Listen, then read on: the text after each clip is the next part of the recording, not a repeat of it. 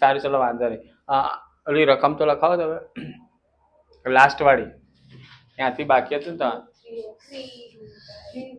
Limit of x tends to a √3 ઘનમૂળ હે ને x minus a upon okay x okay E1 છે એટલે બનાવશું. ચલો હવે આની આગળ તમને બધાને આગળના સ્ટેપો તો ખબર જ છે. તો પહેલા આપણે શું કરીશું limit of x tends two 1. મને લાગે છે બધા દાખલા હવે આવડી ગયા છે ને? હા તો પાડો યાર. અચ્છા હવે આની અંદર તમારે x-1 x-1 લઈ લઈશું. લાગે સાહેબ ડાયરેક્ટ કેમ? ચલો આગળ limit of x tends two 1. આની કેટલી ઘાત થશે? 1/, આ કેટલી ઘાત કહેવાય? 1/2. ઓકે ચલો આનો ડાયરેક્ટ જવાબ શું થશે બોલો? આના પરથી નક્કી થશે ને. તો 1/3 છે તો બધાને શીખવાડે ને 1/3 -1 કેટલા આવે બોલો? તો પહેલા 1/3 1 ની કેટલી આવશે? તો અહીંયા જશે તો -2/3 છેદમાં કેટલા છે? 1/2 અને x3 1/2 -1/2 બરાબર. અડધામાંથી આખું બાદ થાય તો અડધું જ આવે પણ માઇનસમાં આવે તો -1/2. ઓકે હવે દેખો અહીંયા તમારે સમજવાનું છે i માઇનસ છે અને i માઇનસ છે. દેખો આને ઉપર લઈ જાઉં તો આ ઘાત કેવી થઈ જાય? પ્લસ થઈ જાય. અને આને નીચે લઈ જાઉં તો આ ઘાત કેવી થઈ જાય? પ્લસ. પણ 1 નો જવાબ 1 જ રહેવાનો છે. તો આપણો જવાબ આગળ શું થશે? 1/3 અને 1/. હવે આને ઉપર લેવું હોય તો અંશ છેદ બને ને છેદ શું બનશે? અંશ. 2 એકા 3 એકા 3. ઓકે ચલો હવે તમે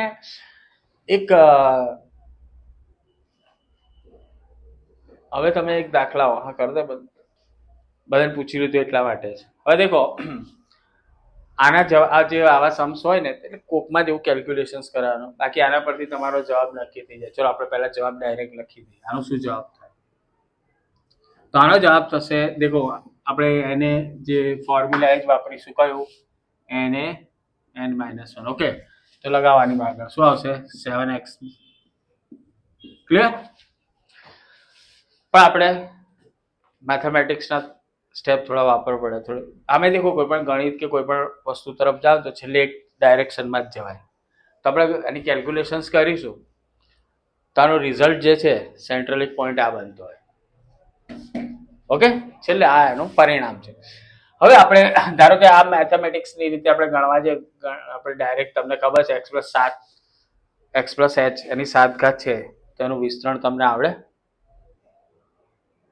તમે ઘન સુધી કરીને તો આપણે કોઈ બીજો રસ્તો અપનાવીએ બરાબર. હવે આપણી પાસે આનો ડાયરેક્ટ જવાબ લખવા માટે આપણી પાસે કયું ફોર્મ આવવું જોઈએ? તો આપણને ખબર છે limit of x tends to A x⁻n a⁻n અને x - a. હવે આ બાજુ x હોય તો એનો કોઈ આપણે ઇશ્યુ નથી, પણ આવું ફોર્મ હોવું જોઈએ. તો હવે આપણે કરીએ. ચલો તો ગણિતની અંદર એક વસ્તુ સારી છે કે ધારી શકાય કંઈ, પણ ધારવાની એવી રીતે કે જ્યાંથી ગણિત બદલાય નહીં.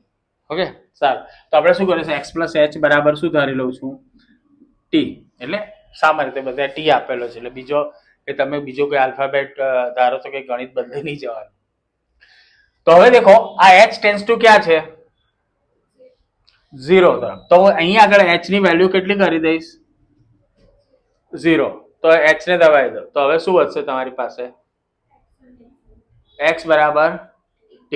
તો મતલબ કે જો h ટેન્સ ટુ 0 હોય તો t ટેન્સ ટુ શું બનશે? x. ઓકે ચલો એક કામ તો આપણે પતાવી દીધું. h ટેન્સ ટુ 0 ના સ્થાને શું લખશો? t tense two x. બોલો ઉતર્યું મગજમાં? ક્લિયર? હવે બીજો પ્રોબ્લેમ અહીંયા h માટે છે. તો h નું રૂપાંતર પણ એ રીતે કરવું પડશે. તો હવે આપણે h છે અને h ને અહીં પકડી રાખો, આને સામે લઈ જાઓ. ઓકે તો h ની વેલ્યુ શું થશે? તો h બરાબર t માઇનસ. ક્લિયર? બધા દાખલાની અંદર આવું સેમ આ રીતે જ કરો. હવે આ કિંમતો મૂકી દઉં છું. હવે આ જે છે આનું ફોર્મ આના દ્વારા નક્કી થશે. ચલો તો લિમિટ ઓફ બોલો શું લખીશ? x અહીંયા આગળ શું થશે? t ટેન્સ ટુ શું થશે? T tense two x. દેખો અહીંયા ધ્યાન આપો, એક્સ ટેન્સ ટુ એ છે. ઓકે, તો હવે ટી ટેન્સ ટુ એક્સ થશે તો આ બાજુ એક્સ હોવો જોઈએ. તો એક્સ પ્લસ એચ ના સ્થાને શું લખીશ? ટી ની 7 ઘાત. અહીં આગળ એક્સ ની 7 ઘાત તો છે જ, નીચે શું મૂકીશ? એચ ના સ્થાને શું મૂકીશ? તો ટી માઇનસ એક્સ. બોલો હવે તો તમારો જવાબ આવી ગયો ને, 7x ની. કેટલું ઈઝી છે. હજી કઈ કન્ફ્યુઝન છે? પાકું તારે ઉતર્યું મગજમાં? ચલો હવે દેખો, આની અંદર હવે તમે રકમ દેખીને થોડા ગભરાઈ ગયા હશે એવું લાગે ને, પણ આ છાપરું આવે ને એટલે ગભરાઈ જાવ. છાપરું એને એટલે શું કહેવાય? દસમ મૂળ, 10 મૂળ.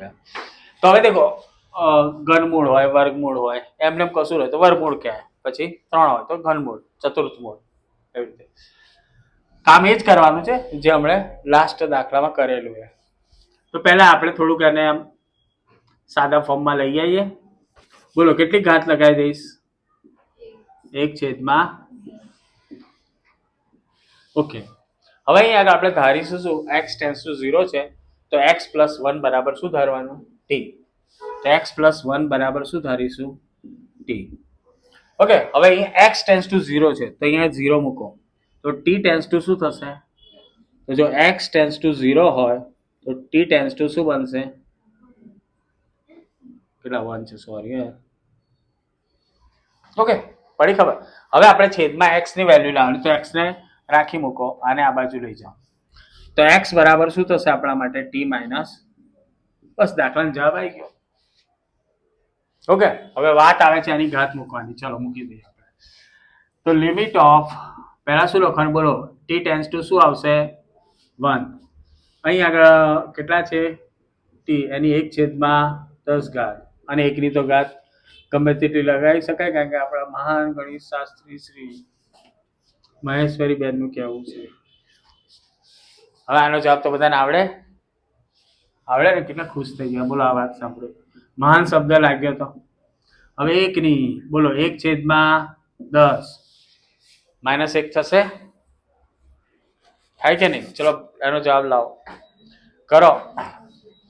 કેટલી થશે? 1/10. અને આની કેટલી થશે? -9/. હવે આને પ્લસ બનાવીએ તો ક્યાં લઈ જવાની? છેદમાં લઈ જશું તો શું થઈ જશે? પ્લસ. તો જવાબ શું આવ્યો? 1/10. બોલો પડી ગઈ ખબર? ચલો બસ. ચલો હવે બધાને થોડા સ્ટેપ તો ખબર જ હશે, બરાબર? હવે 1 ની ગમે તેટલી ઘાત, અહીંયા 1 આપેલી છે, સોરી 1 આપેલો છે તો એની ઘાત લખી દઈએ આપણે. Limit of x tense two 0, 1 plus x n, એટલે આપણે જાણતા નથી, કોઈ હશે વેલ્યુ થતી હશે. ઓકે, 1 ની n ઘાત લખી શકાય. હવે આપણે દેખો અહીં આ x આ જે છે ને ટેન્સ ટુ 1 થવું જોઈએ, તો પહેલા આપણે શું ધારીશું? 1 પ્લસ x બરાબર શું ધારીશું? t. બધાને હવે આવડવા લાગ્યું. ચલો અહીંયા x ટેન્સ ટુ 0 હોય તો t ટેન્સ ટુ શું બનશે? x ટેન્સ ટુ 0 તો t ટેન્સ ટુ શું બનશે? 1. વેલ્યુ x ની શું થશે? t minus 1. આ બધા દાખલા પછી છૂટા મારવાના. જવાબ લો, લઈ જાઓ. આ ઘાત છે ને એના દ્વારા જવાબ નક્કી કરી દેવાનો. પડી ગઈ ખબર? સારું, ચલો આગળ. આ બધી વેલ્યુ અંદર મૂકી દઈએ તો શું થશે? પહેલા limit of t tense two શું થશે? 1. આના બરાબર 1 ની n ઘાત. x ના સ્થાને શું મૂકશો? t માઇનસ, ચલો n a n માઇનસ 1. 1 ની ગમે તેટલી ઘાત કરો, જવાબ શું આવે? 1. આનો જવાબ થઈ ગયો 1, જવાબ આવ્યો n. ક્લિયર? x બરાબર શું છે? x ની 7 ઘાત છે. fx બરાબર x ની 7 ઘાત. તો અહીં આગળ તમે fx ના સ્થાને x ની 7 ઘાત મૂકશો. હવે બીજું આપ્યું છે x પ્લસ h, તો આપણે આને આ વિધેયનો ઉપયોગ કરીને ફેરવીએ. ચલો, તો fx બરાબર શું છે? x ની 7 ઘાત છે. તો અહીં આગળ શું થશે? x પ્લસ h મૂકો તો x પ્લસ h ની કેટલી ઘાત થશે? 7 ઘાત. ક્લિયર? ખબર પડી ગઈ? હવે આને આની અંદર મૂકી દઈએ. ચલો, તો limit of h tense two 0, x plus h છે જે અહીંયા શું મૂકશો? x પ્લસ h ની 7 ઘાત માઇનસ x ની 7 ઘાત છેદમાં આવશે h. આનો જવાબ બધાને ખબર પડી ગઈ. શું આવશે? 7x ની 6 ઘાત. પણ આપણે થોડું ફોર્માલિટી કરી લઈએ. હવે બોલો શું ધારશો? x પ્લસ h બરાબર ટી. h ટેન્સ ટુ 0 તો t ટેન્સ ટુ શું આવશે x અને h ની વેલ્યુ શું થશે t માઇનસ x. ઓકે આને અંદર મૂકી દઈએ. ચલો આગળ લિમિટ t ટેન્સ ટુ શું લખશો x અને અહીંયા શું આવશે t ની 7 ઘાત x ની 7 ઘાત છેદમાં શું આવશે t માઇનસ x. આન્સર શું થશે 7x ની 6 ઘાત. બોલો ક્લિયર.